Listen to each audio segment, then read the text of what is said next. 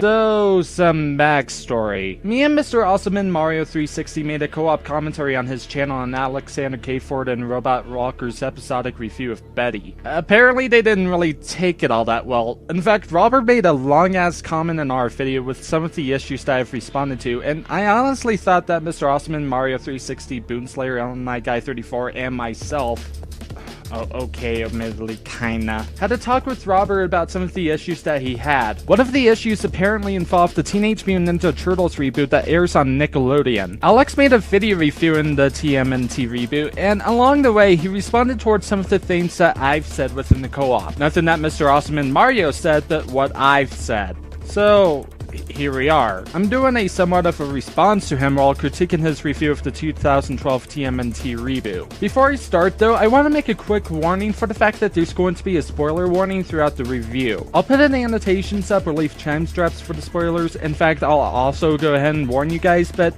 just a heads up. And yes, I will bring up about that issue later. But anyways, with all of that being said, let's take a look. We know your home skips, pick up the phone skips. We know your home skips, pick up the phone skips. All right.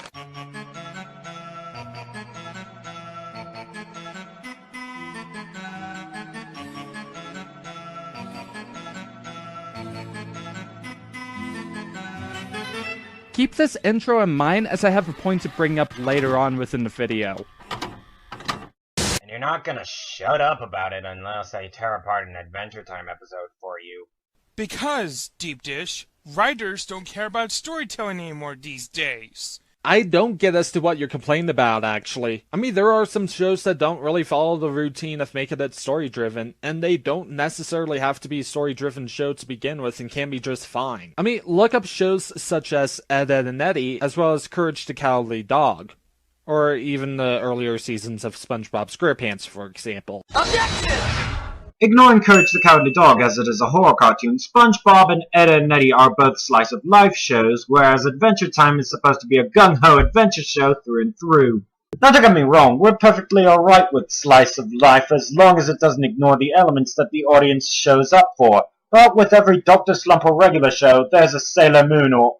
Alright, that's it. Time for the weekly beating, Viacom. And now it's time for my interjection beating, Alex. Seriously, I have 3 issues within your overall first response on me. First of all, and can I actually make this one a PSA towards not only commentators as a whole, but for anyone doing video making in general? Can we please stop using the objection gag? It is getting really old fast. I have seen the gag getting old in around mid to late 2015, and I want to die within this year when someone actually showed that. I mean, it's just the same thing over and over again. Someone makes a statement / claim, and then another person uses the objection card and state their claim. I mean, I get for the fact that you can make something that's overused and make something new out of it, but I don't know if you could possibly make something new out of this. I mean, take these 3 examples as to how someone does that shit. Oh God, what did I just watch? Objection! This seems familiar. Play the clip. So you can have an excuse for doing this video. To me, that's what it seems like you're trying to do. Objection! I have many things wrong with this one statement. The ratings are low. Hold it! I'm not normally the type to do this Phoenix Wright thing. Do you get it now, Mr. K. Ford? Secondly, my point was not about how the shows were a slice of life. My point was how they don't have to bring the story throughout the entire series, but instead within the episodes only. This is why I've brought up Ed, Edd and Eddy, Courage the Cowardly Dog, and the earlier seasons of SpongeBob SquarePants to back up my point, as well as saying that there are shows that don't need to be story-driven, as you guys were mainly complaining about how Writers don't care about storytelling anymore these days. an adventure show doesn't have to be an overarching plot. That's what Adventure of the Week type of show exists for. Does that mean that they're a slice of life? No. In fact, this brings up the 3rd point about how you guys don't get as to what a slice of life means. Slice of life is a realistic representation of everyday experiences in a movie, play, or book. I would honestly argue that SpongeBob and Courage wouldn't be slice of life since they are not really realistic, but maybe Ed and Eddy is. Any versions of Teenage Mutant Ninja Turtles are not a slice of life since they aren't a realistic representation of everyday experiences. If they were, then there would have been mutants walking around the surface today trying to fight crime, and that would be a realistic representation of everyday experiences, but it's not. I mean, if we were to go by your logic, Then shows like Pokemon and Samurai Jack are my favorite slice of life shows, now are they? In fact, I do have one other question. Why does it matter what genres these shows are in? It seems like you only threw that point in because you have nothing better to do other than to pretend that you know what slice of life is.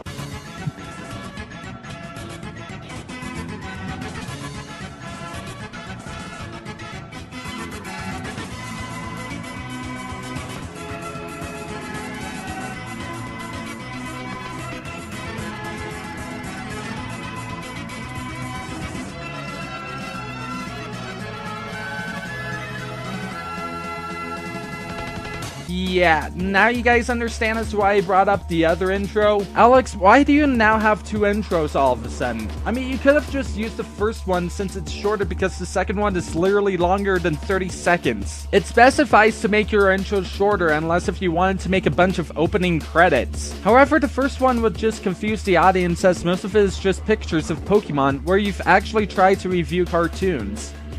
For the most part. I mean, I think Robert told me that you were planning on reviewing Kingdom Hearts. I mean, I get it. There's a story within the description, but since not everyone looks at the description these days, it just basically confused your audience because your videos aren't really that much in relations towards Pokemon. Either way, however, both of the intros are basically crap, so try to actually use an intro that makes sense to the audience and make it less than around 25 seconds.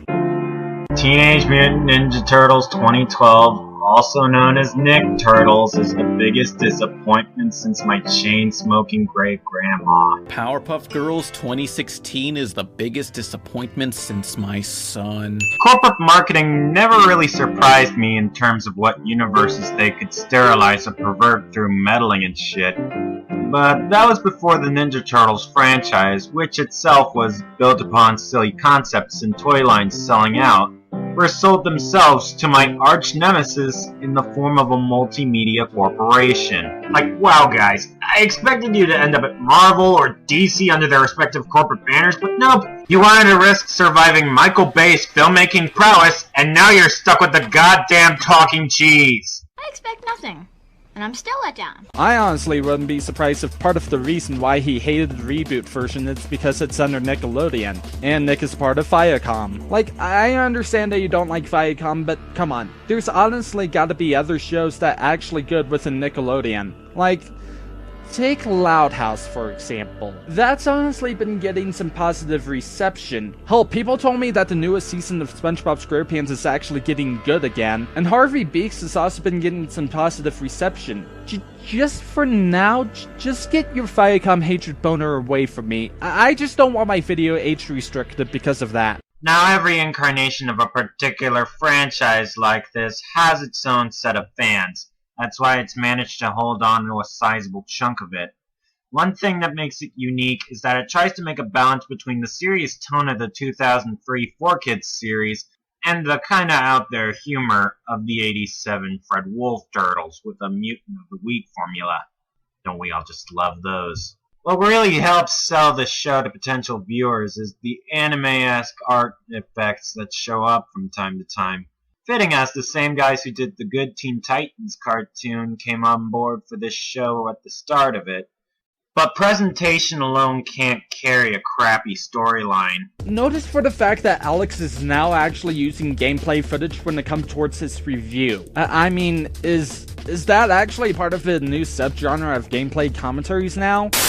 Hey guys, I'm Rejected Leafy Clone here, and I want to do a review of an episode of SpongeBob SquarePants called One Course Meal. Basically, throughout the entire episode, I just mainly wanted to grab a bottle of bleach and jug it down because the episode sucks. Thanks for listening to my review, and make sure to leave a like, because one like and you get yourself a picture of a bottle of bleach drinking another bottle of bleach. Have a good day.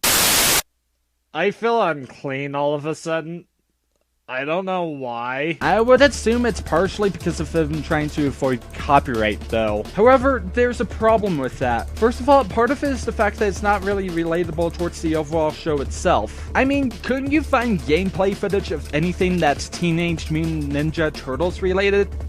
because they exist, you know. Secondly, a bit nitpicky, but you keep changing what game you're showing throughout the video to the point where I'm pretty sure that even Leafy or Pyrocynical doesn't even do that to begin with. And even if they do change the gameplay, they only do that once within the video, not multiple times. Thirdly, and this is the biggest one of all, but couldn't you try to maybe actually provide some footage when you're actually talking about maybe the art style? You've mentioned within the section here about the anime-like reactions, so can you try to show that? Again, I understand for the fact that you don't want to have yourself a copyright strike, but I'm pretty sure that maybe adding in a little bit more footage wouldn't really hurt that much, now would they? I mean, this is basically something that I can show you from my 8th commentary to somewhat back up my point. There's a reason as to why your English teachers in school prefer, if you have most, if not then all of your essays, to show your audience, not tell your audience. Oh, and a small thing, but if you're showing gameplay because you don't want to have a copyright strike is true, then isn't Nintendo a lot more stricter when it comes towards copyright instead of any of the other games?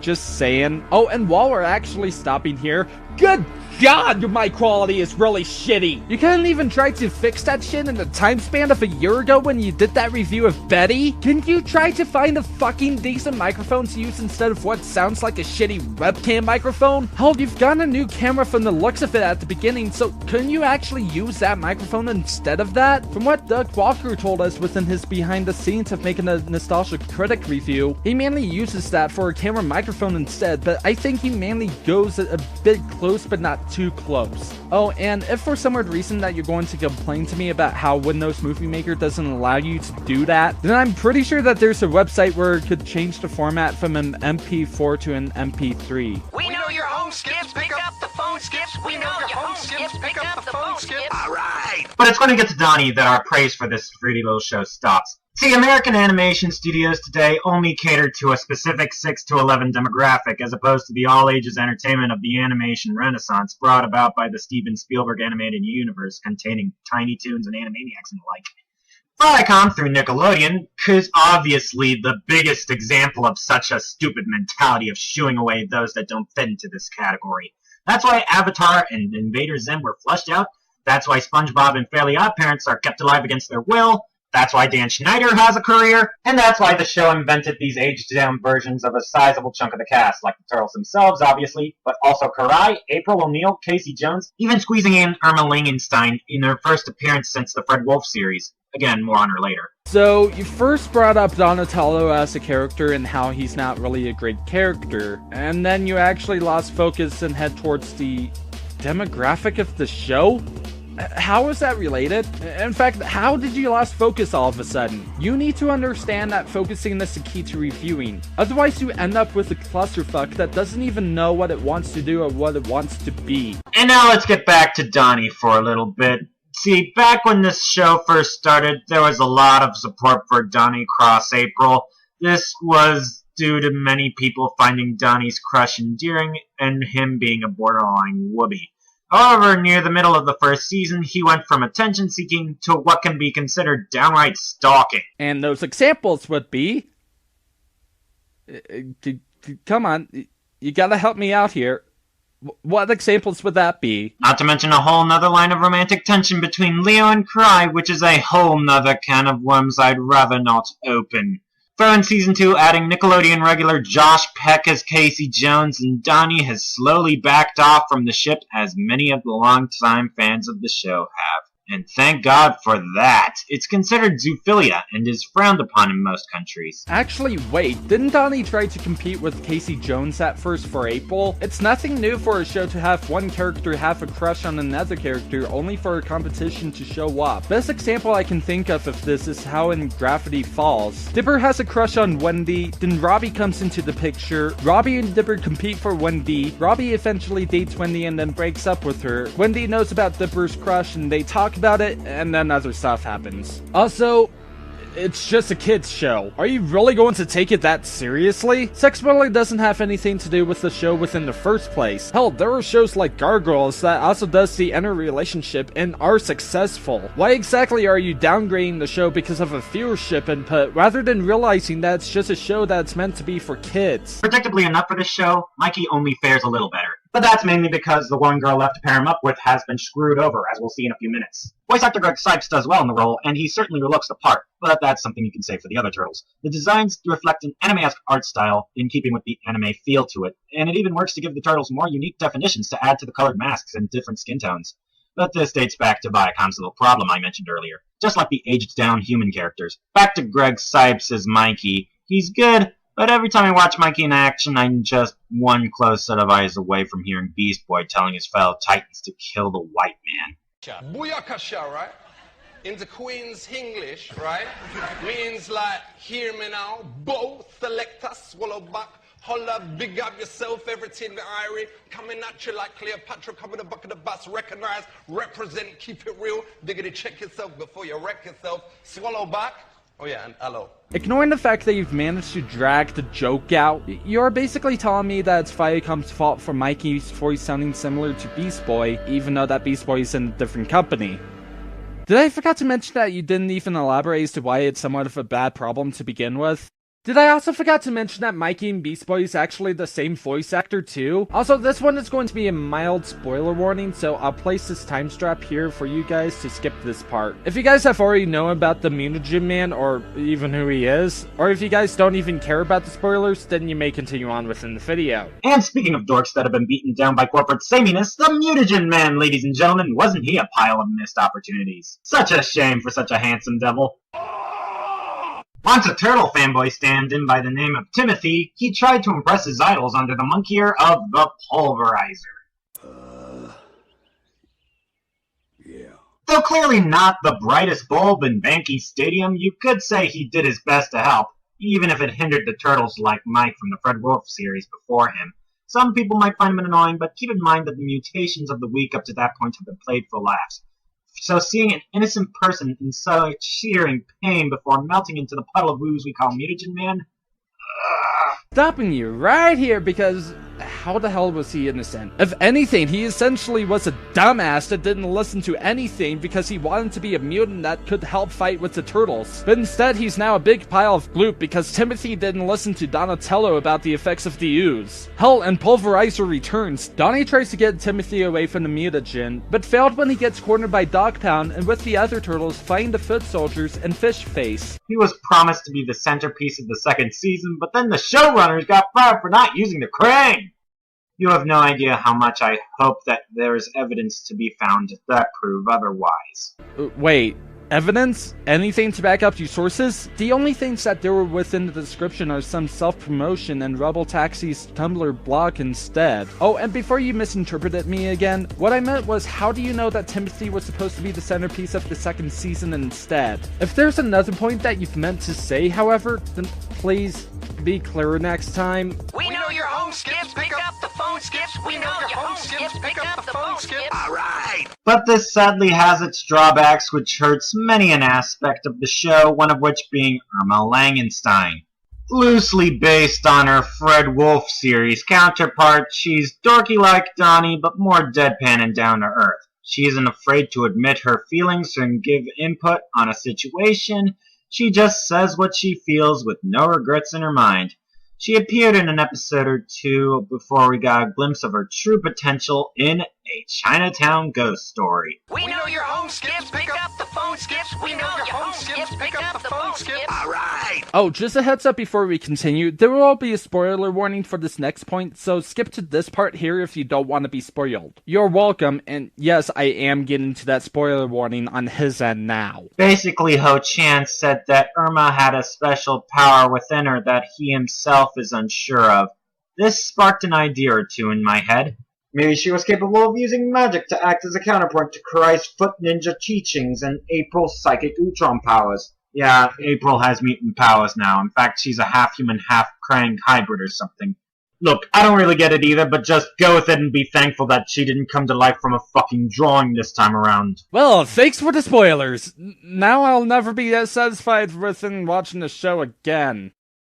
Yeah, now you know as to why I brought up the whole spoiler warning within the beginning of the commentary and hell, within this point here. You don't even try to show any kinds of warning within the review, so it just comes off as you spoiling bits and pieces of the show unfairly. Which, never mind for the fact that you derailed the topic.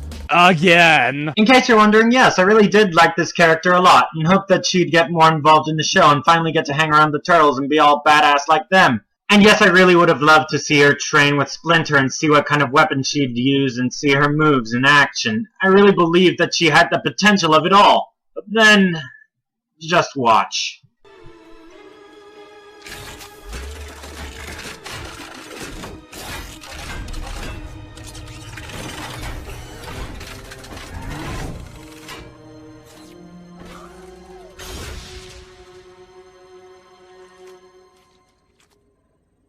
You guys are as dumb as a box of rocks!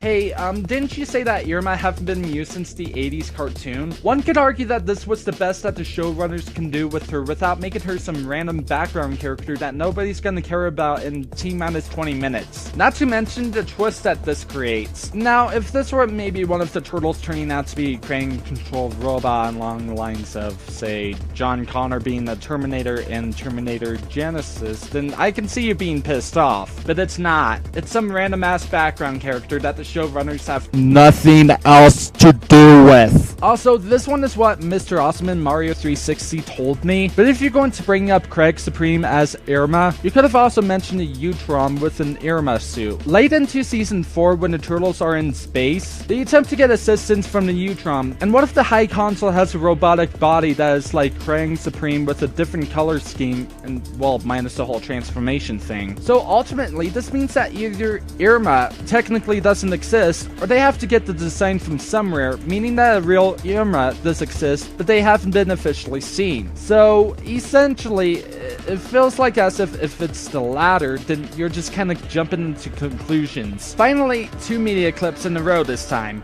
Why not at least try to show one? It would have worked better instead of showing the second one, just so that you can get the message out saying, Viacom, we only like money. Your money, to be precise. Instead of having a second clip, which, by the way, while you're referencing cancer, like, holy crap, and could potentially confuse your audience that way. Oh, and, by the way, this part here, the actual fuck you part with the logo showing up thingy right here, that part right here? Yeah, I'm adding another one for the counter. Almost 10 years without a new game. I've been waiting for you to come home, baby. Guess we'll have to make our own. Don't get me wrong, as much as I love Gilbert Gottfried, who doesn't, he's quite hilarious, although annoying at times, he's trying to lift a sinking ship that the character he portrays, Crank Supreme, made one of the bigger holes in, with the potential characterization that he had just wasted. Compare this to the wasted character development for Marceline the Vampire Queen in possible future regular customer Adventure Time. To move through time, you must leave your body behind, or some shit like that. And yet you don't elaborate as to what this hole is earlier, and made the comparison instead. You see, this is another problem with your review, Alex. You don't elaborate on shit. It really would help out when it comes towards helping your audience getting your point across, but instead, you basically lost focus yet again. I wonder if you even have ADD. This is why Robbie the writer had an issue with the episode entitled Betty as to why Marcy lost her toy bear.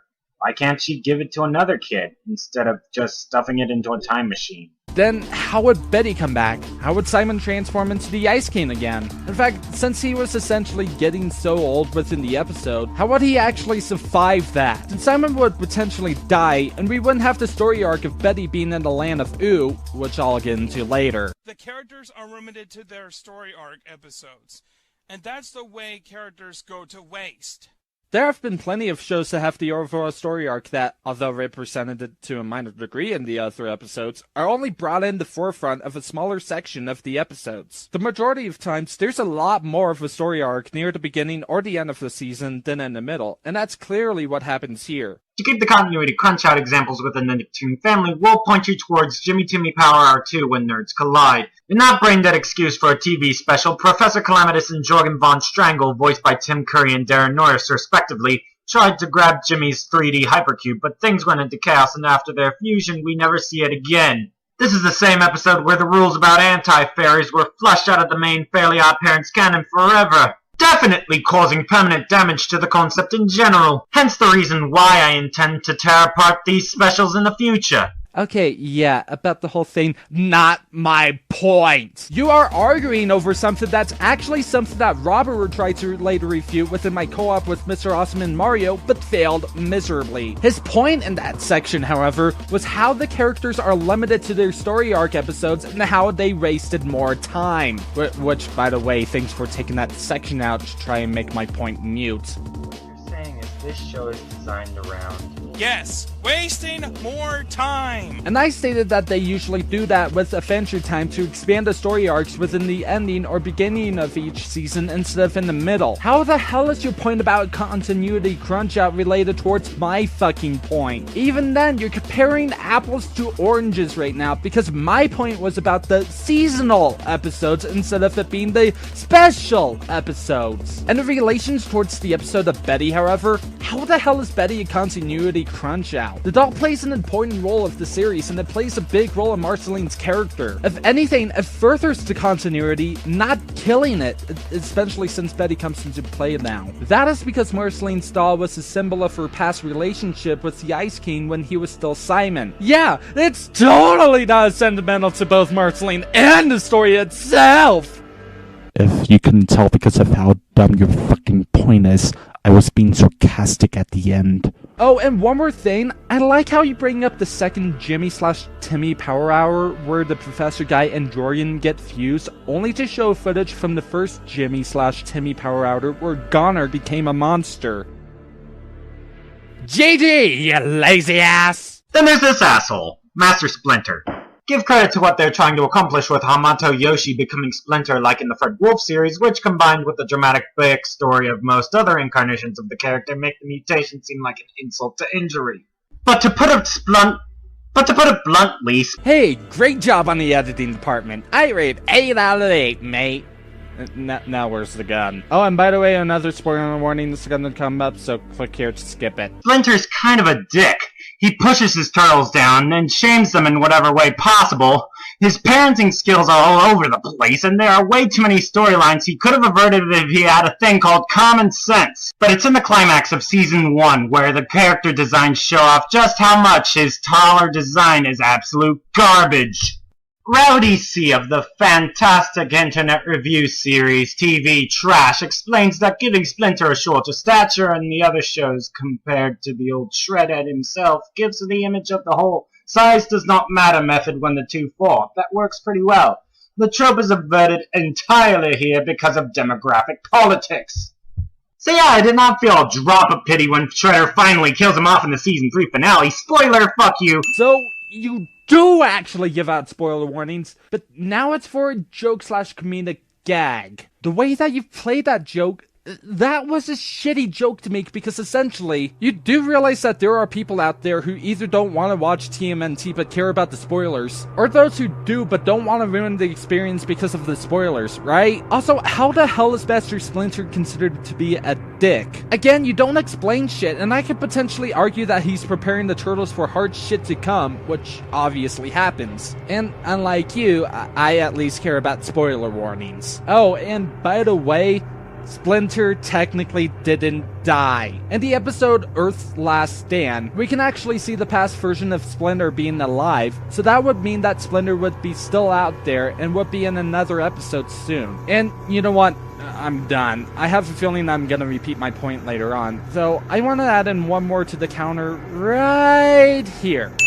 Yeah, you notice the counter? Well, that'll actually tie me over towards possibly my longest final thoughts that I'll ever make. First of all, I noticed that not only within this review, but possibly towards your other reviews, you tend to have a habit of ripping off bigger YouTubers. In fact, it seems like you like to think that you're up there with the bigger reviewers and ranters out there, when you're that one kid who always tries to hang out with the jocks but fails miserably. In fact, I would like to tell you a story. This here is a user named Shorby. He's considered to be the biggest leafiest clone out there because not only does he try to talk like him, but he acts like him too. The term leafy clone is an easily thrown around term in my opinion. I mean, I get comments still that say, oh, Sharby, you're a fucking leafy clone, and, you know, 99.9% of the people that comment that unironically are people that literally just go see that I speak English in front of a game, and then they call me a leafy copy. This resulted in people like Scythe calling him out on his overall bullshit.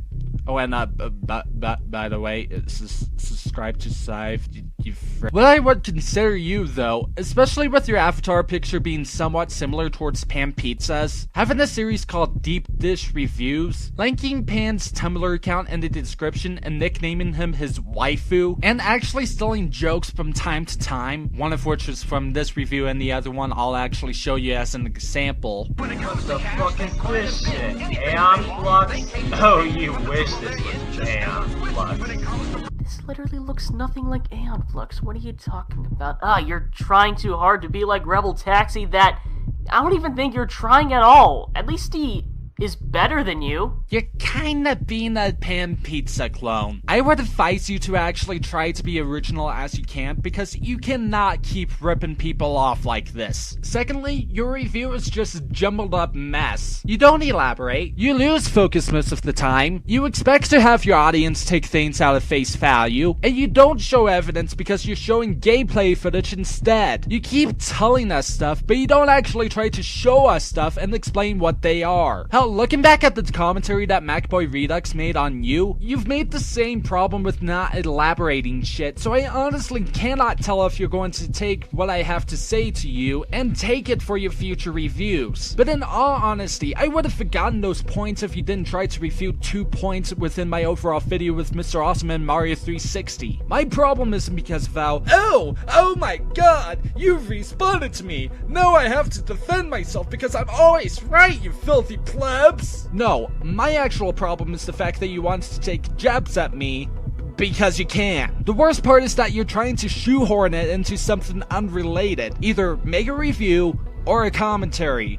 Don't do both. Even if it was possible for you to do both, you didn't pull it off without making everything a massive clusterfuck. Alex, if you really wanted to do a video response on me, then fucking do it. I've already said within the end of my commentaries that if you guys have an issue within the video in question, then you may have my permission to do a commentary on the video. Why are you actually hiding it to the point where it just sounds like as if you're actually secretly attacking me when obviously you really weren't trying to do that? Alex, if I have to actually give you some last minute advice, have people check your script. And if for some odd reason that you have people checked it, then let others check it too. You've basically added me on Skype, so here's what I'm gonna do. I'm gonna send you contacts from people like Illiniguy 34, BoonSlayer, George, Racoon, Doodle Tones, Mr. Awesome, and Mario 360, and possibly maybe even Ski Hound and Pikmin Trick if they're up for it. Hopefully they can help you out when it comes towards scripting a review, because I'm gonna be blunt here, you're essentially not gonna go far if you keep this up. I know for the fact that my criticisms in this commentary are a lot harsher than when I usually do them, but if you do keep this up, then I can guarantee you that you'll essentially become a bigger bandwagon than you currently are today, and that you'll end up being a laughingstock within the community for a short time frame. This is not me saying that because you've taken jabs at me. This is me saying this because people already couldn't take you seriously, as well as how some people find you either cringy or downright disturbing at times. Hell, there have already been 5 commentaries on you, there is actually a playlist called Anti-Alexander K. Ford Videos, and even a cringe compilation that was made that was compiled from your videos. Look, Alex, this is what I have to say for you right now. Please, actually try to be original, and please actually try to not rip off of other people, or else more people will actually see who you are and would potentially make fun of you for it. Hello everyone, welcome back to the Mel's YouTube universe, to my very first SpongeBob Top 10 video. Now in the past, and my most popular video at the moment, I did have a top 5 biggest problems with modern SpongeBob, but this is a top 10 list. Anyways, I have a 15-minute limit, so I'm gonna try to keep this intro short. You mean because of those copyright strikes? The ones that you claim to have submitted counter notifications for, even though if you did, they would have been removed by now unless the company responded to them? If they did respond to them and you just so happen to not know that, I'd be looking for legal documents in your mailbox. Also, you do know that you could have made this one a two-parter, right? I mean, truth be told, we all thought that this list could have been expanded on a bit more instead of being limited in what you're going to say. So what you could have done is to make it a video in full, find a part in which case that you can split the video into two, and then make your list that way. I mean, MatPat from Game Theory made his videos a two-parter in one of his Five Nights at Freddy's videos because he had to deal with false copyright claim until it was solved. Basically, I have a few things to say about this list. 1. If you consider Season 4 a good season and a pre-movie season, there is 4 pre-movie episodes on this list. If you do not consider Season 4 as a pre-movie season, then there is only 3. Either way, there's going to be more post-movie episodes than pre-movie. But yes, there is a lot of pre-movie episodes, more than I would have liked. Wait, more than you wanted there to be? I sense great bias in this one. Probably right up your Goku-ass sleeve, friggin' wee piece of peek-poop. I mean, spoilers! If you were so damned to put pre-movie episodes on the list, why not find other post-movie episodes that also exhibit this? Maybe there might be a bit of laziness on his part and he just doesn't want to admit it. So yeah, guys, for any of you guys that are trying to defend the pre-movie episodes and whatnot, honestly, all I ask is for you a little respect for my opinions. So, my opinions on this list are going to be very different from most people. I put a lot of these episodes at very weird spots, and a lot of you guys are probably going to be shocked by number 1 and number 2, and probably number 8 as well. So, wait, are you seriously telling me that your opinion is shit and deserves to be called out? Wouldn't be surprised if he gets upset after this video. I like mayonnaise! What? But anyways, guys, enough stalling. Let's get this list started. It's all about the money, money, money. You just need your money, money, money. Number 10, Krabby Land. Now, I have a lot to say about this episode. First of all, I warned you there are going to be 3 pre-movie episodes on this list. Second of all, I know Mr. Krabs gets his comeuppance at the end. Oh god, too close, too close! They are children. Mr. Krabs is not only manipulating innocent children, but his greed pushes him as far as not caring about SpongeBob's pain and misery, but disappointing children. And if that wasn't bad enough, one line in this episode guaranteed its spot on this list. When Mr. Krabs went out the window for some reason, he acts like Nickelodeon nowadays, saying children are basically moneymakers whose minds are insanely stupid and manipulative. But you can argue for the fact that the kids are actually smart, which pretty much backfires his overall line within the episode. I mean, the kids were standing right outside the window, possibly to complain about what he did within the episode, which could interface that they were listening to what he said. I mean, do you remember Krabby the Clown? 'Cause I do. And that shit backfired horribly. Also, if he got his comeuppance, how does that make this a bad greed episode? I only bring this up now because you say this a million times throughout the whole video, and I can only listen to you pull this crap so much before I want to pull out a chainsaw. You want me to get the one from my basement? Nah, I'll borrow Ash's. Wow, just wow. Now, I admit, this episode was very close to not making the cut because Mr. Krabs gets punished. However, because of that one line, that actually inspired a gag from an episode later down the list. You'll just have to wait and see. Wait, what line? Oh, nothing. Well then, anybody else got anything enlightening? I like mayonnaise! Well, good to know that you like your musical instruments. It's all about the money, money, money. You just need your money, money, money. Number 9, Drive-Thru. This freaking episode. Where do I even start? How about we start with what Mr. Krabs repairs the Krusty Krab with? Toothpaste. Really, he is that stupid. That's not gonna fix anything, it's just gonna make a mess. I get that's the joke, but it's not funny. But one could argue that Krabs using toothpaste is supposed to be the joke. I mean, yeah, it's executed poorly, but you can't deny that the joke was present throughout the episode. Of course, you could have said that the toothpaste joke doesn't work because toothpaste isn't really the cheapest substance he could be trying to fix things with. You could say that, but you're too good at explaining things to do that. Next is the fact that Mr. Krabs is so cheap that he's just plain stupid. I'm talking like Patrick Season 8 stupid. Now, I will admit, this episode is very close to Krabby Land. The only reason it's higher is because Mr. Krabs gets to come up in that episode. And he does get one in this episode. Sorta. I'll explain soon. Back to how Mr. Krabs is really stupid. SpongeBob goes and buys him a microphone, a menu, and a sign. Mr. Krabs would rather use a tin, a napkin, and a noodle. Here's the thing. SpongeBob already bought the items. Mr. Krabs doesn't need to spend any money. SpongeBob is giving Mr. Krabs the stuff for free. You can argue that Mr. Krabs was actually trying to not spend any extra money on electricity, or even trying to avoid the use of technology. I mean, within the Krusty Krab training video, Mr. Krab keeps the balance of technology in check at the Krusty Krab due to his fear of robot overlords. Also, may I add that the way you show emotion in this is really freaking lazy as hell? I mean, a rage comic face splattered all over a Goku Pikachu there? Couldn't even do your own? Nah, back to Mr. Krabs being more stupid. First of all, there are plenty of Mr. Krabs' cheap gags, like how he says Larry owes him a tin can. The reason I bring this up is because the writers thinks it's funny when it's not. But how is it not funny? You can say it's stupid all day long, scream your lungs out saying it, and recite it to your heart's content, but it'll not explain why it isn't funny. Stupid humor isn't automatically bad. Just look at Animal House. Not to mention, he ruins the Krusty Krab like movie Squidward and SpongeBob, so the episode makes it seem like no one goes into the restaurant anymore. This episode honestly has so many problems with it. If I was judging this episode on how much I hate these episodes, this would be number 2. Spoiler alert, there is one more episode coming up that is one of the worst in the entire series! See if you can guess it. And if you can, 10 points to Gryffindor. But I'm in Slytherin. How dare you give them an unfair advantage? No one ever talks about Hufflepuff. Ravenclaw? I like man.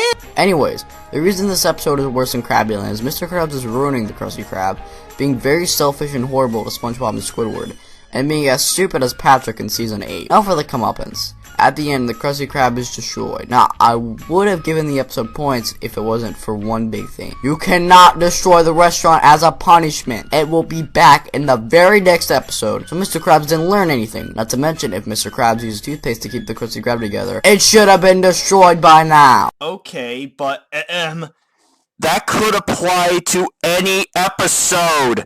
I mean, Krabs didn't stop being a cheapskate after Krabby Land, so why is this any different? Also, maybe that due to the damages that he made, he now has to be forced to pay the cost of repairing the damage by either hiring some contractors or buying materials. Which means that he's pretty much losing some money. Which means that he's being punished, considering that he's a cheapskate. And yes, you can argue for the fact that you possibly have both SpongeBob and Squidward to fix the place, or have some other people to work for free, as well as finding some other materials out on the street that looks okay. But then there's Mr. Krabs crying at the end, which indicates that he now has to pay for money due to this. It's all about the money, money, money. You just need your money, money, money. Number 8. SpongeBob, you're fired. Hold it. I like to point out the transitions. It just seems like the way you made it seems kinda off. It seemed more obvious to have the number during the music clip rather than after. Like this. It's all about the money, money, money. Number 8. You just need your money, money, money. And then state your entry here. You having a transition without the entry number during the transition is just unnecessarily dragging the video longer than it needed to be. Remember when I said this? Spoiler alert, there is one more episode coming up that is one of the worst in the entire series! Oh, I'm sorry, you mean that moment from less than a minute ago, literally in the previous entry, that anyone with the attention span of a sponge could remember? Hey, Ash? Yeah, I might need that chainsaw. The most infamous Mr. Krabs Greed episode is only number 8. Now, instead of explaining why it's on this list, I'm going to use this time to explain why it's so low. Because every single one of you know how it found its way on this list. First of all, this 22-minute abomination special barely features Mr. Krabs at all. There is another candidate on this list that doesn't feature him that much, but he's cheaper than he is in this episode. That's one reason it's so low. I honestly would have put this higher, but like I said in the beginning of this, there was stiff competition.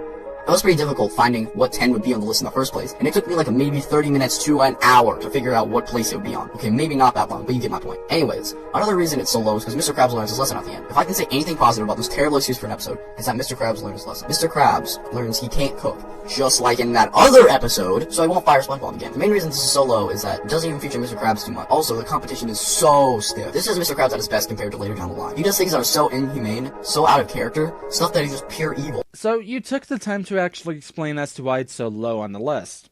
Okay, fair enough. But I have a question. Why is it on the list to begin with? I mean, I could see as to how people would complain about me being nitpicky here, but here's the thing. I haven't actually seen the episode to begin with, so I'm honestly having a loss here as to what's really going on.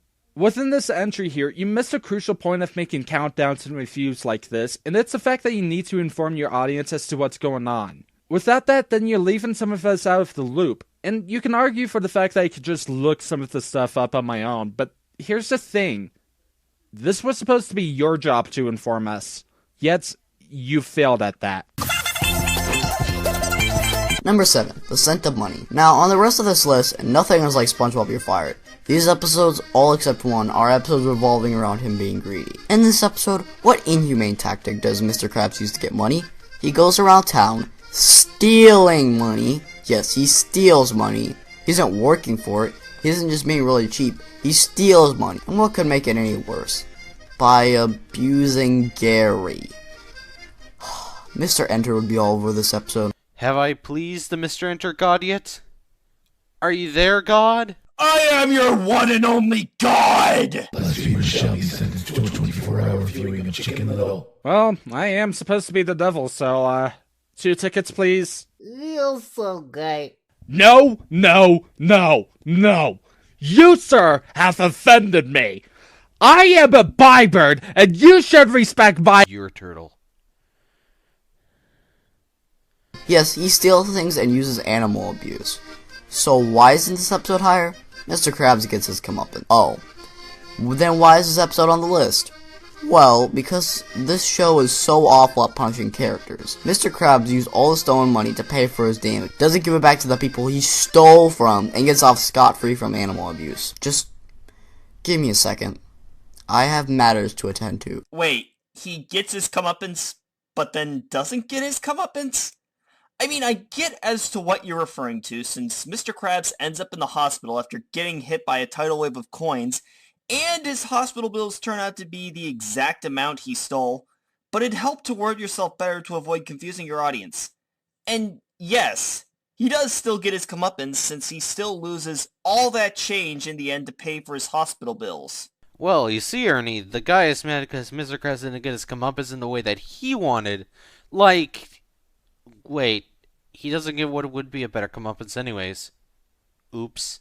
Hey, I got something to take care of too. Give me just a minute. Boom! Not until the end of the video. Ah, you're no fun. I know.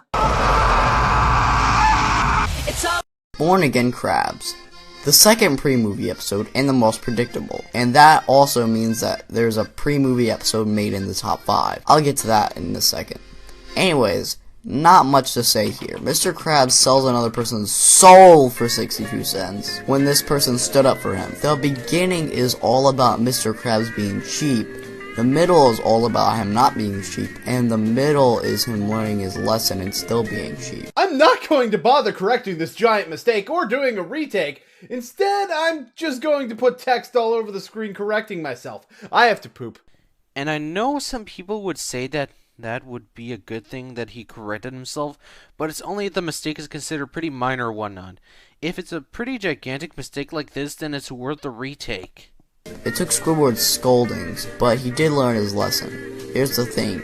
It took Squidward's scoldings. Mr. Krabs should have never been that cheap in the first place. And here's the thing. If Mr. Krabs had a proper apology and Mr. Krabs showed sympathy, I would have given this episode points. But it doesn't have that moment, which puts this episode as number 6. But if he didn't listen to Squidward, he'd look like even more of a douche. And as for a proper apology, what else is Mr. Krabs supposed to say when SpongeBob says, "Say no more, Mr. Krabs"? I like mayonnaise! Would you like it refrigerated or fresh?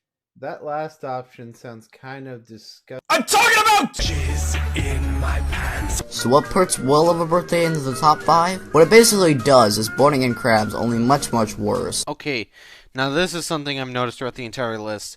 You see to confuse greed with being a cheapskate. With how Well of a Birthday is done, it's Mr. Krabs giving SpongeBob his credit card to buy gifts for Pearl. Now let's say you're talking about near the end of the episode. Well, that's still a sign of being cheap, considering he makes a cake out of cardboard and frosting. How is that exactly being greedy again? And a stupid short subplot of Mr. Krabs giving Pearl an awful birthday. Here's the thing that gets me. Something about this episode is like 1-course meal. Oh yeah, same for the fact that this will be in Renegade would totally make the joke funny later on within the video. Let me guess. Mayonnaise? No, ketchup. What are you, a fucking dumb? It's a real-world issue. In this case, parents not being able to afford children's birthday parties very, very poorly. Here's the thing. Mr. Krabs has all of that money. This lazy emoting is really pissing me off. There's no need to fear! Underdog is here! No, damn it! I'm the only dog around here! Fine, I'll go back to being 12. At least I get a hot redhead. That means you jive turkey. Number 4, Krabby Chronicles. You all knew this one was coming. The reason it's here is simple.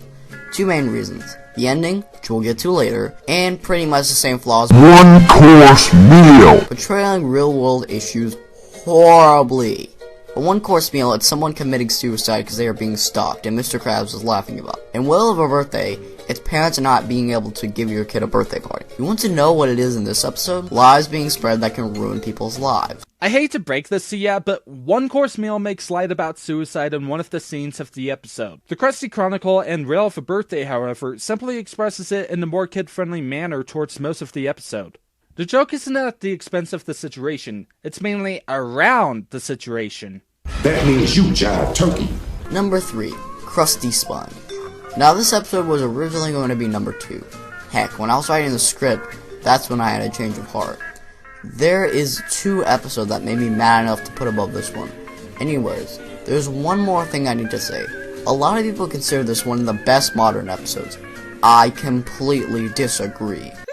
No! It's almost like you put it high on a list of the worst episodes of a given variety. Yeah, I know he's just trying to transition his way into the actual point, but it comes across as assuming that his audience is, well, dumber than Patrick. I really don't like this episode. First of all, it's not funny. It barely even tries to tell me jokes. And considering the fact this is a comedy show, you have just failed on so many levels. Second of all, nothing about this episode is good. It's boring. The plot is insanely predictable. Well, we all know Mr. Krabs is going too far. You know Mr. Krabs won't actually go to jail. You know Mr. Krabs won't actually go to jail. And Squidward gets punished for doing nothing. Squidward didn't do a single thing in this episode, and he doesn't deserve it. Okay, but how the hell is that all those things you mentioned? And for that matter, how does this segment involve greed exactly? So far in this segment, you're criticizing the episode as an episode objectively and pointing out its flaws, rather than explaining why Mr. Krabs' greed in the episode is bad. Daddy, what's a consistency? Well, son, do you know what a dictionary is? No, I'm 5. Well, happy birthday! Here's a dictionary. Look it up! I can't feel my face. But I love it. Now, on to why I put this episode on this list. Mr. Krabs pretty much treats SpongeBob like a Nickelodeon by slapping his face on everything. You know, with these jabs at Nickelodeon, I think you have a problem with them, or, you know, their parent company or something. Excuse me. That means you jive turkey. Number 2. Jellyfish Hunter. Now don't get me wrong, I love pre-movie SpongeBob. It's one of my favorite shows. But every show has its duds. And if I'm With Stupid isn't the worst, this is. In fact, I hate this episode more than I'm With Stupid. I consider this the worst pre-movie episode. Anyways, what does Mr. Krabs do this entire episode? Enslave wild animals. That only already puts this episode on this list, but it gets worse. Mr. Krabs enslaves the entire jellyfish population. over 3 million jellyfish are enslaved, and decides he will take the jellyfish off the menu, or else they will kill him at the very end. And if that wasn't bad enough, you know what does shoot this episode into the top 3? The fact that he's torturing these jellyfish. He is killing them and squeezing them for every ounce of jelly. Enslaving animals for money is cruel and disgusting. But what makes it 10 times worse is Mr. Krabs is torturing these innocent animals. They didn't do a single thing, and Mr. Krabs just has to do it for money. Wait a second. So you're getting upset over this episode for being really realistic with the tortured jellyfish, but you complain about other episodes not being realistic. Especially when this episode shows how horrible it can be, and then having Mr. Krabs get punished for doing roughly heinous crimes. I mean, this is comparable to how people see KFC chicken farms. This entire segment is just confusing to me. Don't worry, George. You're not alone. I don't like mayonnaise anymore. Now this number 1 is gonna surprise a lot of you. In my opinion, this episode is not only the worst Mr. Krabs Greed episode, but this is in the top 20 worst SpongeBob episodes of all time. I don't think it belongs in the top 5. Heck, I don't even think it belongs in the top 10. But I think it belongs in the top 20 and would struggle to make the top 15. Anyways, now to the actual episode. It is... Penny Foolish. I'm gonna come out and say it. I hate this episode. I literally don't even know where to start. Okay, I know. How about this episode's plot? We spend the entire episode following Mr. Krabs. Who else is the episode gonna follow? That rock? That one over there? We ain't doing a whole episode on a rock. What are you, stupid? But it's a big, beautiful, old rock! Oh, the pioneers used to ride these babies for miles, and it's in great shape. And we don't want to try to put words in your mouth, but is it me, or do you not really like Mr. Krabs in general? I mean, it seems like your delivery came off as you hating Mr. Krabs. I'll put words in his mouth. Pikachu needs to eat some goddamn poppins! Win the contest, damn it! And what makes it so bad? He tries to steal a penny from SpongeBob. A freaking penny. Oh my god. This is even worse than SpongeBob, you're fired. Okay, I'm sorry for being a nitpicky bitch like a little turtle here. Wait, what turtle? I'm a Bybird. What are you talking about? But try to find a way to have this text that you've typed up here to appear longer than the time you had, because, no joke, when we were scripting this, only 2 of us even knew that it was there. And even then, it was at a short time frame to where we couldn't read the full thing. We spend an entire episode of Mr. Krabs wasting our time, and his own time, trying to get a penny out of SpongeBob. Now there are 3 main reasons why I hate this episode so much. First of all, SpongeBob keeps telling Mr. Krabs he doesn't have a penny. Mr. Krabs is being more ignorant than SpongeBob and Patrick were in Good Neighbors. Second of all, they ruin the ending, which I will explain later.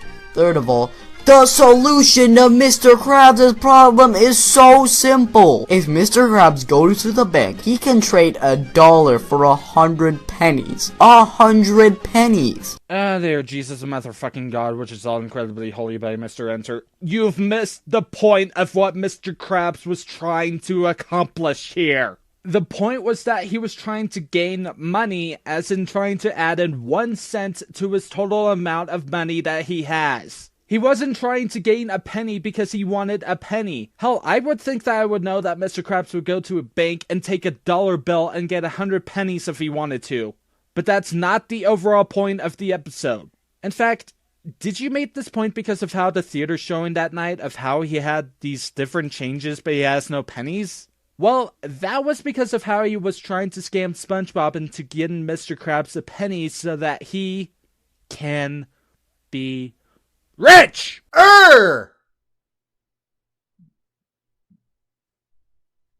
Mayonnaise. So guys, that has been my top 10 worst Mr. Krabs Greed episodes. I don't expect you to agree with all my opinions because I had some weird ones about this episode. Which is why we did this entire commentary on you.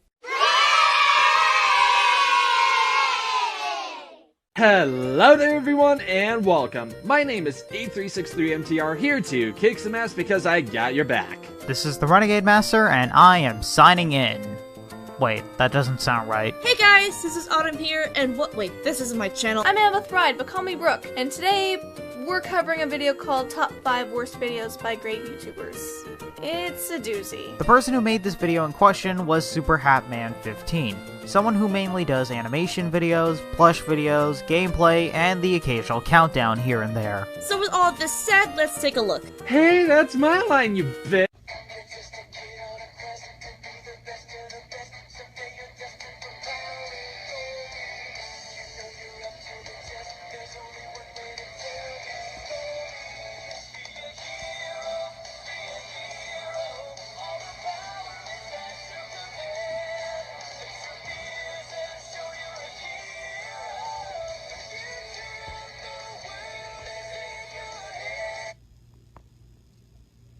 Alright, might as well acknowledge the elephant in the room. Yes, both the footage and music are being recorded using a phone. In fact, spoilers! This actually happens throughout most of the video. I mean, it just seems like as if you have an iPad or a computer/laptop, so why not actually use those devices instead for your video? Hell, you can use KeepFit or any other video downloading sites to make your video look more appealing than just you recording it with a phone. Hell, you have annotations within your video, which means that you actually have a computer/laptop in hand. So why not add it on your laptop/computer instead? There are plenty of free apps if you're stuck with the iPhone and iPad, and it'll up your quality by a huge degree. Also, the clips in the intro are so random at times. First it goes to Sonic, which somewhat fits with the music to play, then all of a sudden, Angry Birds, then back to Sonic, and you didn't even add the second bit out, that's from the actual bit from the Sonic X intro. Then the poor Kirby trying to get up when he's injured! Someone call ASPCA, guys! Then whoosh! There goes Mario. You're too slow if you didn't even see him pass by. And then finally Sonic. Then music oddly stops and there's a literal stick in the intro card. Wow, that went down the drain. Also, the intro is mostly Sonic footage. I guess you like Sonic a lot, but it makes no sense why there's more clips of Sonic X than any other show. I guess the saying still holds true, Sega does what Nintendo don't. But jokes aside, even for a video made in Movie Maker, this intro is terrible. Well, you know what, Renegade? Your face is terrible. Roasted! Yeah? Well, you know what? Anime is trash. Well, at least I don't suck! And I'm a freaking fish that can send a billion spears through your freaking body! I'm a jelly. Most of the time, these YouTubers are freaking awesome. But during these videos, they've definitely lost their mind. Can't beat me! Hey, baby. Hey guys! Oh, hey, dude. Yeah, hey, Jenny, where's the 3DS? Oh, dude, I'm ready to play you some Super Smash Bros. Oh, don't worry, I'm gonna play you some Super Smash. Welcome to another Super Happy 15 countdown, and today we're counting down our picks for the top 5 worst videos of great YouTube channels. For this list, we're going to be talking about videos from my favorite YouTube channels. It could be one that I'm subscribed to. It could even be one from my top 10 YouTube channels list. If you want to check that out, links will be in the description. Shameless plug! By the way, this video is sponsored by Apple. Renegade, no! We're not selling out so quickly! I'm sorry. You were saying something while I was selling my soul to the big corporate giants? No! I'm an Android user! But seriously, though, whoopsie-daisy, you forgot to link your video in the description. It's important that when you say something in a video, you follow up, especially when it's a link to something. Everyone makes mistakes, just remember for next time. Also, from your favorite channels? What about my favorite channels? What about Renegades? Or Brooks? Or MCRs? So many questions, not enough time! So anyway, get ready to have your eyes bowled out. Well, from watching these pieces of garbage. I mean, seriously, what are these pieces of garbage doing in the gold mine? Mumbler says what? No, seriously, what did you say? Honestly though, you really mumble a lot, as well as having some unnecessary pauses. Honestly, if you can't edit the pauses out, then at least what you could have done is do some retakes until you get it perfectly. In fact, question, did you even have a script to begin with? If not, then that's not really shocking to begin with, but at least maybe drop down some bullet points, or a picture, or interpreted dancing. Or MTR's internet history. Wait, no, don't! What are you saying? Do you want to go to Kill Land? You guys are great, keep going. In short, script your videos. The stuttering and random pauses throughout this video is proof that words on a paper will be your best friend.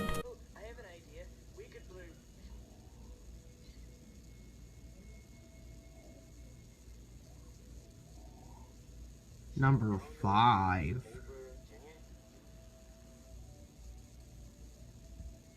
these number transitions take much longer than it needs to show a number on a screen. I mean, 16 seconds? Who needs that long to read 2 characters on a screen? Not me! Oh, actually, wait, keep it going. I need to find that Keemstar popcorn, actually. Want some of mine? Actually, yours is better. I like mine cancer flavored. Also, yay, white noise and audio balancing issues! My favorite! SMG4 Castle Royale. Now this is a very, very boring video. This is out of all— Yeah, it's totally boring. Can't you tell by the clips I'm showing you guys? Also, you hear this word boring? This is the word you're gonna hear for the rest of the video, and you never explain why. Who is this guy? What does he do? What kind of videos does he make? Am I dead? Yes. Welcome to hell. But I believe Jesus died for our sins. I can't be in hell. Watching this video is a sin. Also, this video does not contain a single lap dance. In fact, our video does not contain a lap dance. Yet. And this one wastes the most time we've ever had. This one wastes more time, considering that this freaking video is 11 minutes long. 11 minutes is too long? I looked at the other videos this creator has made and the average length is about 8 minutes. So 3 minutes longer is too long? How short is your attention span? This comes up later, but the length shouldn't matter if it's paced well. But you don't mention pacing at all, just that it's boring and the jokes are dumb. Also, your video is 17 minutes long and paced horribly. So I guess you're admitting that this video is abysmal? Well, that was real easy. Guys, we're clocking out early. Shit already? About fucking time? Nope, you're staying right here. Look at the timestamp.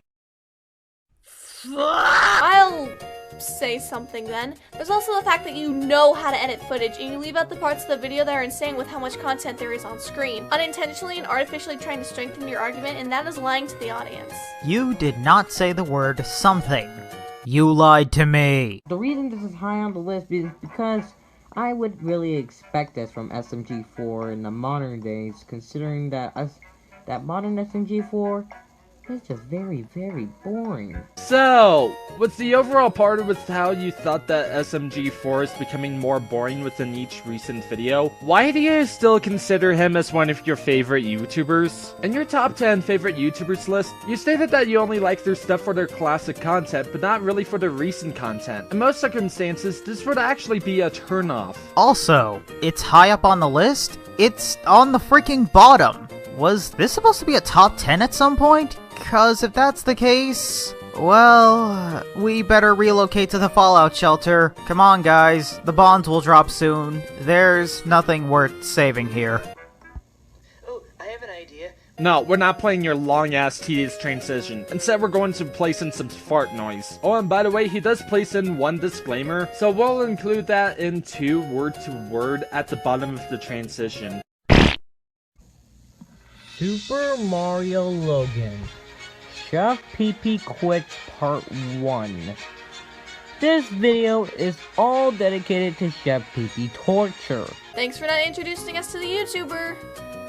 Again. Look, I understand that some of the YouTubers that you mentioned are popular, but considering the fact that all of us here have not even heard of at least one YouTuber at all, you don't really do a good job explaining who these YouTubers are, or even what kind of videos they make, really. And you know, Chef PP torture is not funny. In fact, it's one of the main reasons why a lot of people do not like Chef PP. Wouldn't we be sympathetic to Chef PP as he's played off as a sympathetic character in this video? Why would him being tortured make the audience hate him? I totally understand not liking torture porn, but you don't elaborate. Or unless you're a masochist and you enjoy watching people squirm and suffer in fear. What? Never heard of S&M? I'll show ya! Oh, god damn it! And you know what? This isn't really funny. And you know what? It's another reason why people don't like Bowser. It's another reason why people don't like Junior. And you know what? Junior and Bowser are just so unlikable in this video. The both of them are just torturing and just trying to torture Chef PP until he's like, until he's like worn out. Have you not seen the subject of the video, dude? What did you think Bowser and Bowser Jr. gonna do? You know, be fucking dicks? Okay, on top of having music around the same volume as your voice, you had to use a song with lyrics that would, and did, drown out your voice? It's honestly a little too fitting since this song is from Sonic 06. Here, let me help you check out! So, is this the big one? Is this the one where everyone thought SML went downhill? Or is there an even worse one out there? Bruh, I've already made one spoiler for you within the video. I don't think that the audience would appreciate you making another one for them.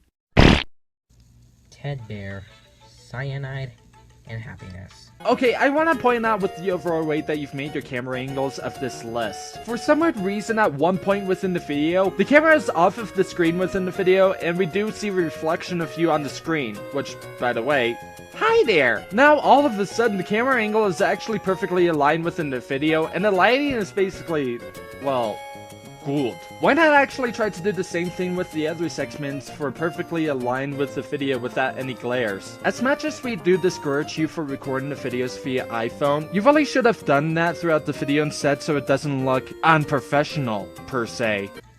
Look it, I like Cyanide and Happiness, not as much as I liked it when I first got into it, but the show is still pretty funny. But this video, not so much. In fact, this video is just very boring and very stupid. Okay, you said this video was bad because it's stupid and boring, and you said about number 5 as well? And if that's the case, why is it higher on this list? You also stated on how you still like Cyanide and Happiness, yet for SMG4, he's lower on the list because of the recent videos aren't good. Wouldn't SMG4 be the number 3 spot? Please help me! Also, I personally think that this should have been lower towards the list. You basically said that you thought that this was boring, and yet out of your number 4 segment, you actually had a quote-unquote legitimate problems within the video, instead of it being boring. This is honestly a lazy way of placing your entries, if you ask me. I mean, there's nothing to it. It doesn't feel like a Cyanide and Happiness short. It just feels like a Cyanide and Happiness movie to me. Because it's 4 minutes long. 4.5 minutes long. As no Cyanide and Happiness short has ever even come close to that. You say that no other Cyanide and Happiness video comes close to this video in length, when that is wrong! 5, count them 5 videos of similar and or longer length. The sequel to this video is 7 minutes, so if the length is an issue, why not put that one here instead? Also, Cyanide and Happiness's video is 4.5 minutes long, and SMG4's video was 11. Why isn't SMG4 higher? And why isn't this video at number 1? Did your attention span get worse in the span of 3 minutes? Super Hatman 15 is now hashtag exposed for being a pupper. Someone get the cameras! Let me get Keemstar on the phone. Can't wait to report your death! This video is just as stupid as some retard smashing a vase on the ground and pasting it back together, going like, oh look, I fixed it. No, you're the one who broke it. You put the plant in there, the plant leaks through the hole like that one Brady Bunch episode when you try to water it. My point is, this video's bad.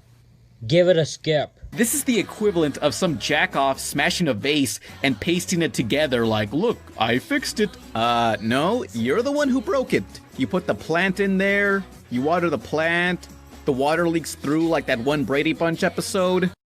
This is literally the second time that someone actually stolen something from Rebel Taxi. And from the same video, may I add. If this shit happens again, then I'm gonna fucking strangle somebody. Oh. Sorry. Look what you did, NTR! You scared her! Go to the corner and think of what you did!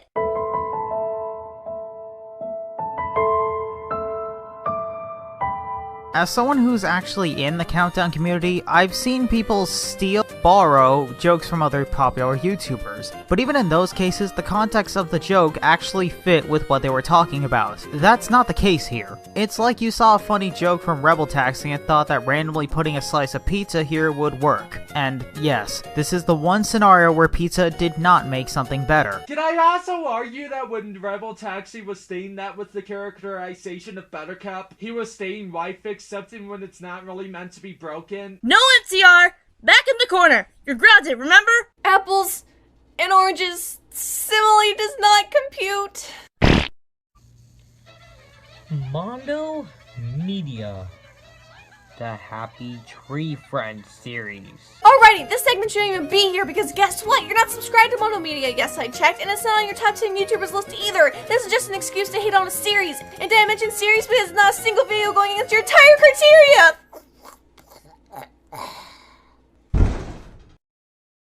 Guys, there's no pulse. I think the video killed her. Shit, I ain't taking the blame for this. Screw this. I'm out of here like Borg. Well, fish sticks, anyone? I'm not dead. I won't let this video best me. Well, looks like Brooke is determined to finish this list. Get it? 'Cause it's Undertale? I'm sorry, I'll go to the corner if you want. Good Lord! Where do I even begin? Let's start the fact that these characters... I'm gonna read this text here just in case if anybody is doing something within the background. The text here said, skip to number 1, which is at 8:45 of this video. Then it says, trust me, you don't want to see this. Ignoring the fact that you don't have an apostrophe on don't, what you could have actually done is to show this earlier, like during the transition instead of placing this here, or actually making a voiceover saying that this segment will have a bunch of gore, especially since some gore is going to come up a little bit right after the text faded out. Even as someone who's completely desensitized to most violence in media, Happy Tree Friends still makes my stomach turn. So why not make the warning more obvious for people like me, or people who's even more sensitive to gore? Because of this, if you're actually squeamish of gore, even the cartoon kind, then we'll place this timestamp here for you guys to skip to his number 1 segment. These characters can't talk. Okay, look, I don't hate shows like these, but does there have to be gross out humor? Believe it or not, there is an audience for this kind of thing. It's not your cup of tea, that's fine, but this kind of humor is appealing to some people. What's wrong with characters that don't talk? Do you hate silent protagonists? Do you hate Link and Mario? Dude, silent films, cartoons, and characters were a thing, and still are a thing in some cases. Ever heard of Fantasia? Or the old era cartoons like Mickey Mouse and independent films that are more artsy than having a lot of dialogue? Finally, what does having no dialogue within the show have anything to do with the gore within Happy Tree Friends? These two really have nothing to do with each other, so it just kind of confuses me, to be honest here. Here, let me help you check out! Disturbing, and it's just nothing but gross out humor. You know what? I hate this show.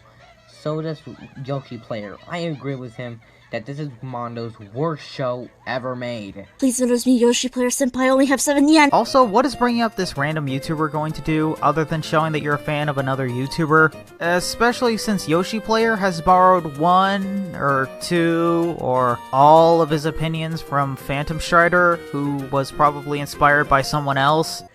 And I'm gonna admit, goodness, the more I watch this show, the more disturbed I'm ever gonna get.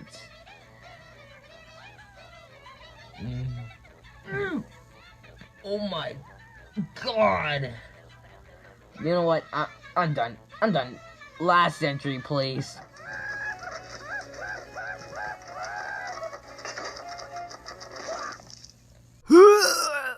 You said you were done! Why shoehorn this random gore here? I thought you were the one who hated looking at this. There, my bro. You'll survive. We're almost done. Wait, what's the timestamp? You gotta be fucking kidding me. Mother of God. We're doomed. So you're telling me that the number 1 segment is about half of the length of your video. You really should have balanced it out with your other entries, especially since 4 entries are half of the video in length. Oh, come on, guys. We made it this far. It can't be that bad.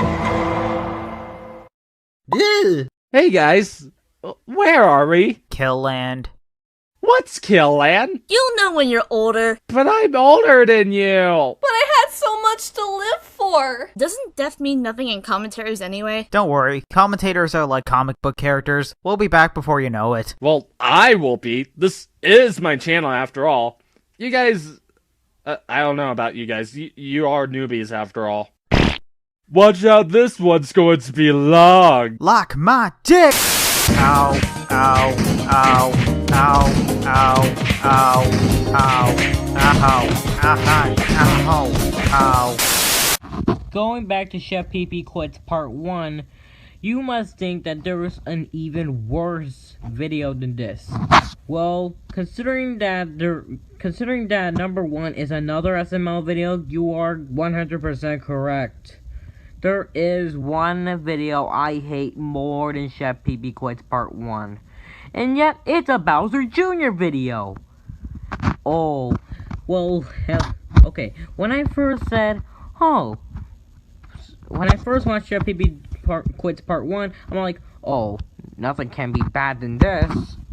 Nothing can be worse than this, right? Please stop fondling the mic. It's not appropriate. Mike Chan doesn't approve. That's it. We are filing a restraining order. Off the thumbnail, I knew this video was going to be the worst SML video I've ever seen.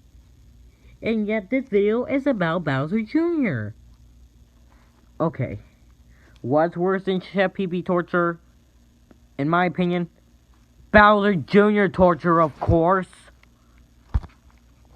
And that's where this piece of crap comes by to ruin the year for SML.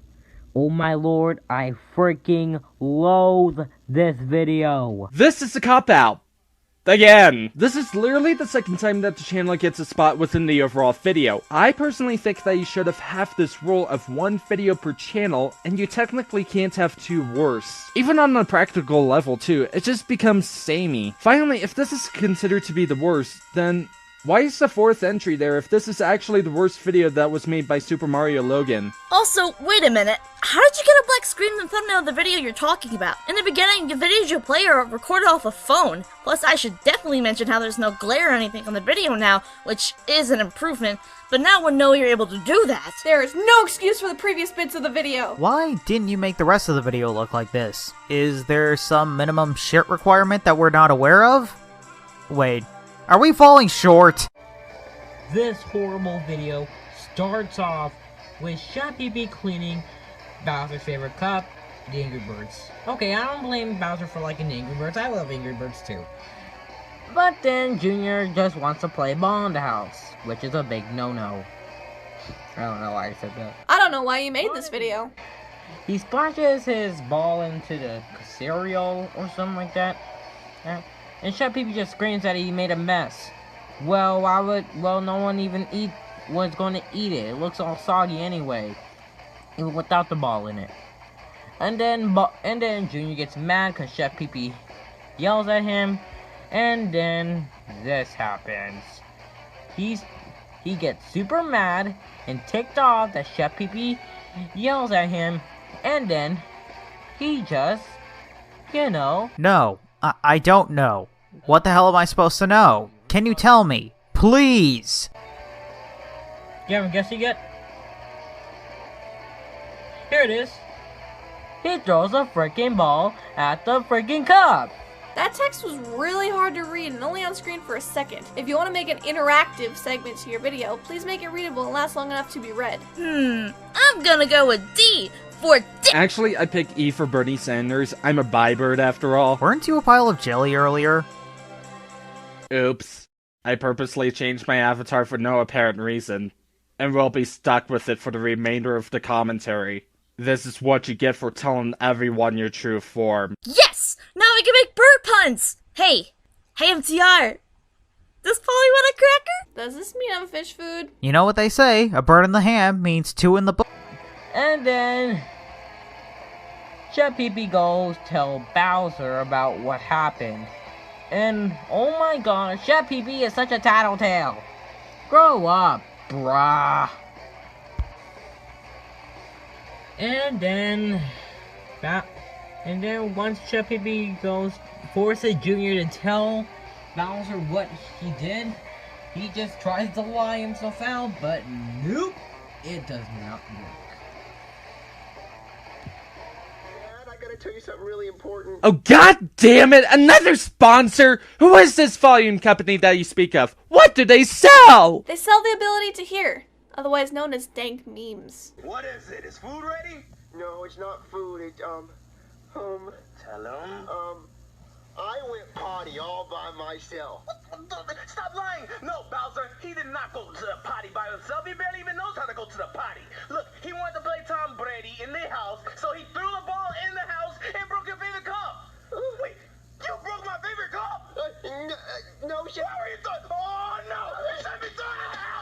Are you there, Super Hat Man? Are you dead? I'm sorry for making bad jokes.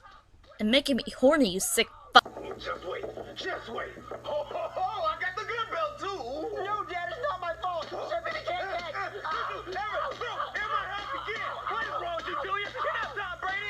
Nice technique with that belt. Are we watching a countdown or a re-upload of SML? Wait, this is still going? I guess we're in this never-ending cycle of torture. The cycle of... Oh wait, there he is! What is my complaint with this video? Simple. What the crap is your problem, Bowser? You know accidents will happen now and then, especially when you have a freaking 6-year-old child. Hey, Super Hat Man, can I show this concept called a joke? You don't need to be so serious about it, bruh. That's our job. Okay, let's move on. Then Junior starts to call the police just so they could arrest Bowser. Okay, that's a good idea. Except that the police just lets him off with the warning.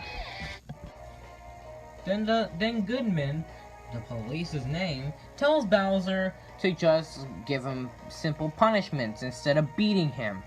Then the rest of the video is so out of character for Junior.